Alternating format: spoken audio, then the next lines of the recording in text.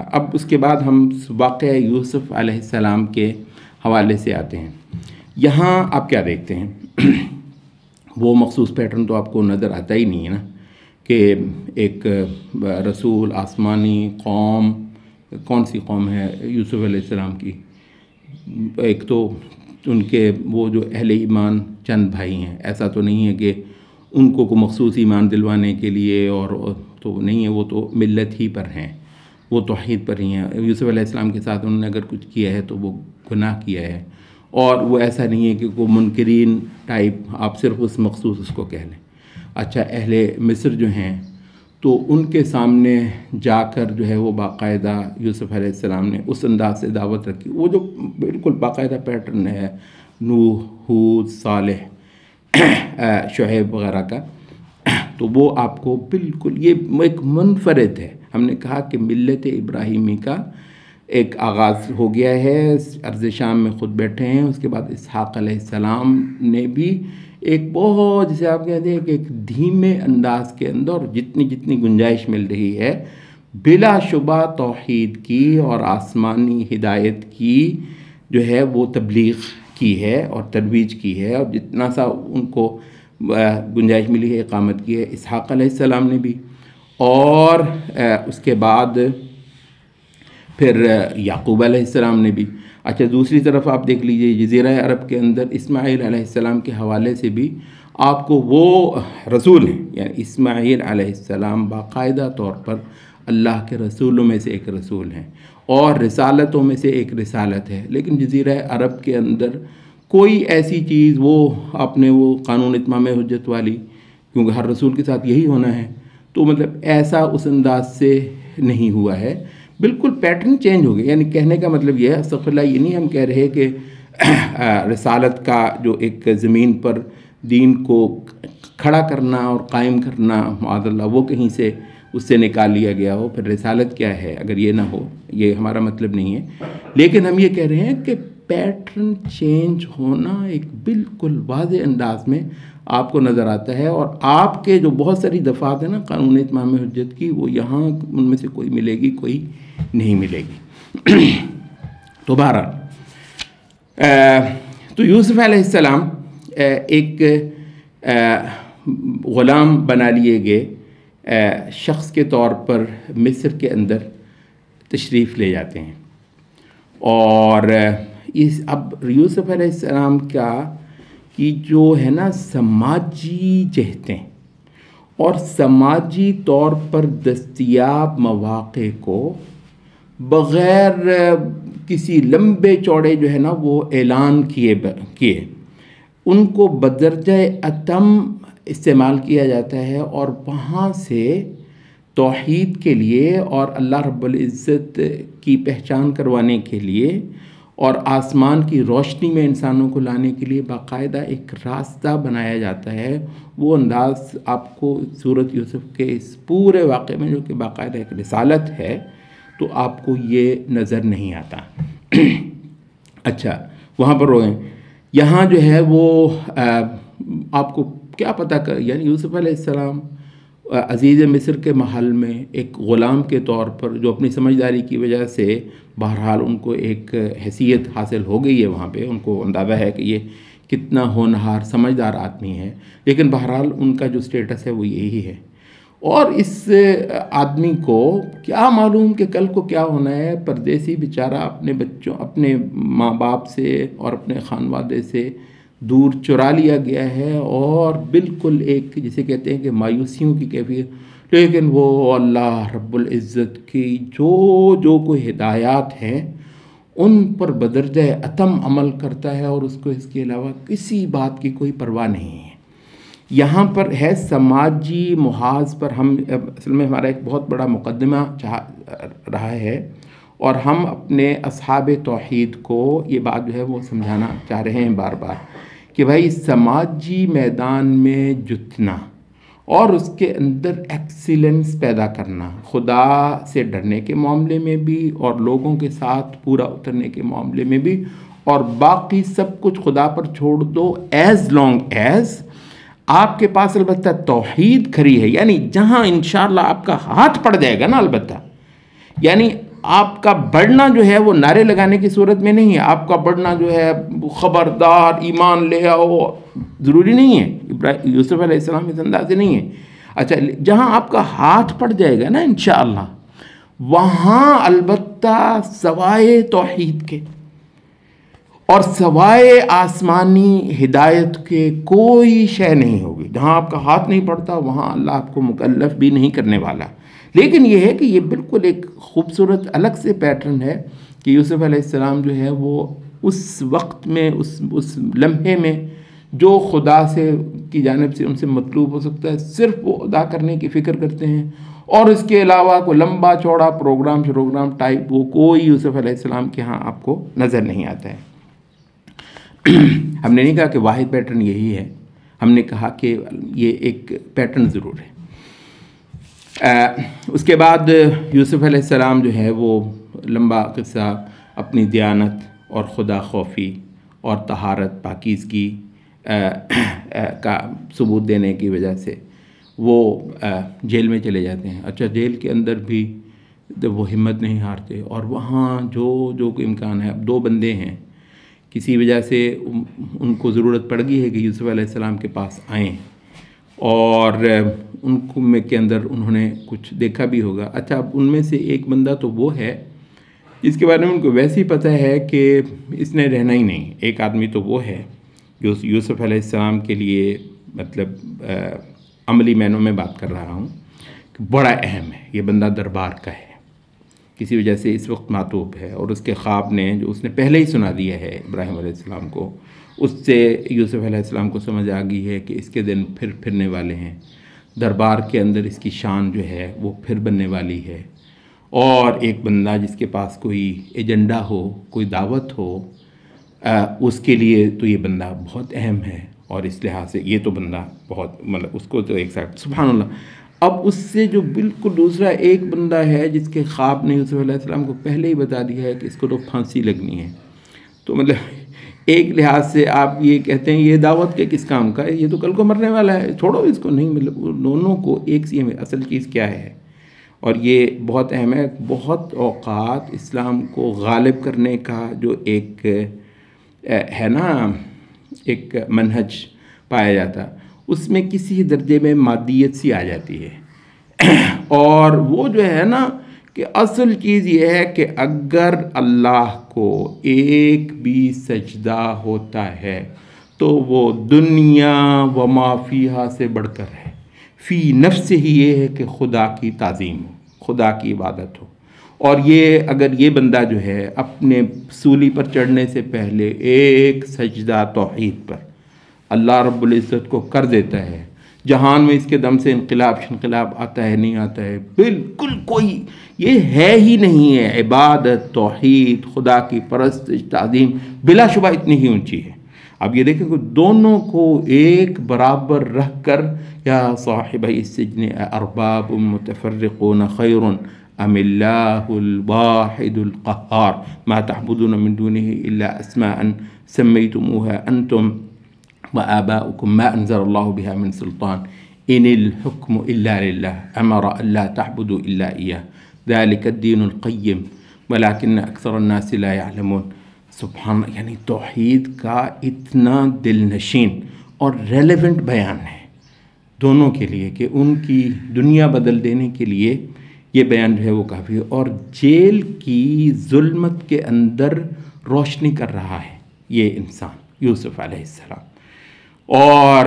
یہ روشنی آپ کو اندازہ نہیں ہے, یعنی جیل میں کی جانے والی روشنی کچھ دیر کے اندر دربار کے اندر روشنی کر دیتی ہے جا کر. آپ کو کیا پتہ یوسف علیہ السلام کو کیا خبر اس بات کی, تو یہ جو ہے وہ چل نکلتا ہے اور یہ روشنی دربار کے اندر پہنچتی ہے. وہ بادشاہ جو ہے وہ متاثر ہوتا ہے. پھر اس کے یوسف علیہ السلام جب انکار کر دیتے ہیں کہ میں نہیں نکلتا جب تک اس بات کی تحقیق نہ کی جائے, تو جب وہ پتہ چلتا ہے تو یہ تو بھی کوئی ولی اللہ ہے. اور یہ جو خدا خوفی جو ہے انہو من یتقی, وہ کمال پنچ لائن ہے سورۃ یوسف کی, انہو من یتقی. وہ بھائی سر نیچا کیے کھڑے ہیں, بھائی لقد آثرک اللہ علینا, تو یوسف تجھے تو اللہ نے زیادہ پیار دیا ہے, تجھے تو اللہ نے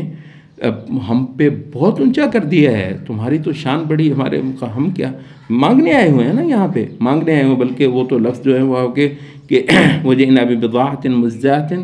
بس تھوڑی سی پونجی بن پائی ہے، پیسے بھی پورے نہیں ہیں، فأوفِ لنا الکیل، البتہ ماپ ہم کو پورا دے دے، بورے ہمارے بھر دے، وتصدق علینا، صدقہ کر دے ہم پر، یعنی صدقہ لینے کے لیے آئے ہوئے ہیں۔ ان اللہ یجزی المتصدقین۔ تو وہاں پر وہ کہتے ہیں لقد آثرک اللہ علینا، تو وہ کہتے ہیں انہ من یتقی ویصبر فإن اللہ لا یضیع اجر المؤمنین۔ جو تقوی اور صبر کا راستہ اختیار کرتے ہیں، تو تقوی سماجی محاذ کے اوپر تقوی اور صبر کا راستہ چلنا جو ہے وہ آپ کو نتیجے تک پہنچا دیتے ہیں۔ اچھا، تو یہاں پھر آپ یہ دیکھتے ہیں کہ یوسف علیہ السلام اس عمل سے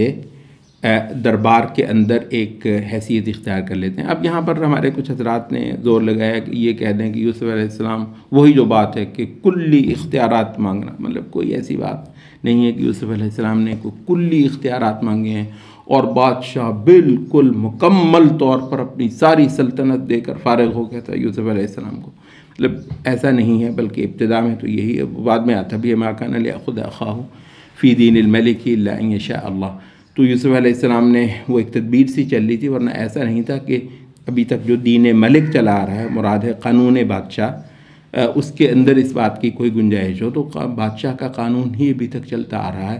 اس کے اندر جو ہیں وہ جو گنجائشیں ہیں ان کو بدرجہ اتم یوسف علیہ السلام لیتے چلے جا رہے ہیں۔ یہ ہمارے لیے اس میں تفصیل میں جانے کا مبحث نہیں ہے، اس کو ابن تیمیہ کی مجموع الفتاویٰ کی بعض باتوں سے ہم نے اپنی بعض تحریروں میں واضح کرنے کی کوشش کی ہے۔ تو بہرحال یہ ہے کہ یہ ایک جسے ہم کہتے ہیں کہ یہ ایک تدریجی، ہم بالکل نہیں کہہ رہے کہ تدریجی راستہ واحد راستہ ہے اسلامی عمل کی پیش قدمی کے لیے، ہم یہ نہیں کہہ رہے کہ یہ واحد راستہ ہے، ہم کہتے ہیں کہ راستوں میں سے ایک راستہ ہے اور جائز طریقوں میں سے ایک طریقہ ہے۔ البتہ ہم یہ بھی کہتے ہیں کہ جہاں بہت زیادہ ویل اسٹیبلشڈ سوسائٹیز اور اسٹیٹس ٹائپ ایک صورت ہے، وہاں البتہ شاید یہ واحد راستہ بھی ہو، وہاں البتہ شاید یہ واحد راستہ بھی ہو، کیونکہ وہ ایک اتنی بڑی بڑی جو ہیں وہ مملکتوں کے ساتھ جو ہے نا، وہ آپ سمجھیں کو 313 بندے آپ نے لے آنے، اکٹھے کر لینے اور 5 سے پلٹ دینے ہیں، یا پھر مہدی کا انتظار کرنا، وہ ہم نے تو پورے اختیارات مانگنے ہیں اور ایک دم جو ہے نا وہ پلٹ کے رکھ دینا ہے، جس کا نام انقلاب ہے۔ اور کیونکہ یہ جو گیون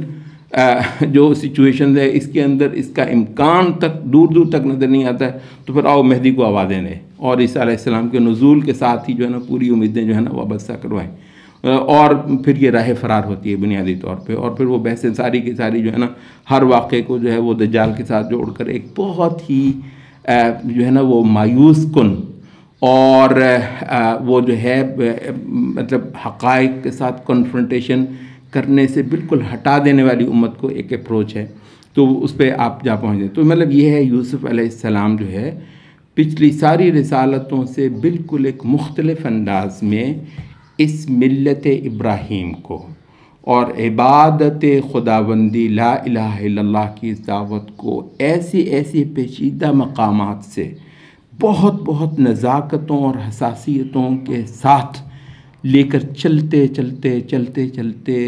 ایک آدمی سبحان، اچھا یہاں پر یہ ہے کہ کوئی جماعت نہیں ہے، سچ تنہا اپنی سمجھداری، اپنی قابلیت، بہت اہم ہے حضرات، یہ اپنی قابلیت، جو کہ اس وقت ہمارا ایک بہت بڑا جو ہمارا ایک طبقہ ہے بخدا، جو واحد رونا ہے ہمارا وہ یہ ہے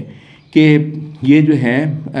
قابلیت بہت اعلیٰ پیدا کرنے کی کسی فکر کے اندر نہیں ہے۔ ہماری مساجد جو ہیں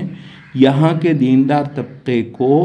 قابلیت کے ساتھ یہاں کی اونچی پوزیشنوں میں جانے کے لیے بالکل کوئی محنت نہیں کر رہی، جو کہ ہمیں ایک ویل اسٹیبلش سوسائٹی میں یوسف علیہ السلام کی پیش قدمی کی صورت میں تنہا ایک آدمی کہاں جا پہنچتا ہے، یہاں تک کہ پھر البتہ جو آخری ہے کہ رب قد آتیتنی من الملک، خدایا تو نے مجھے بادشاہت دی، یعنی یوسف علیہ السلام کو بادشاہت بھی بالکل آخر میں جا کر مل جاتی ہے،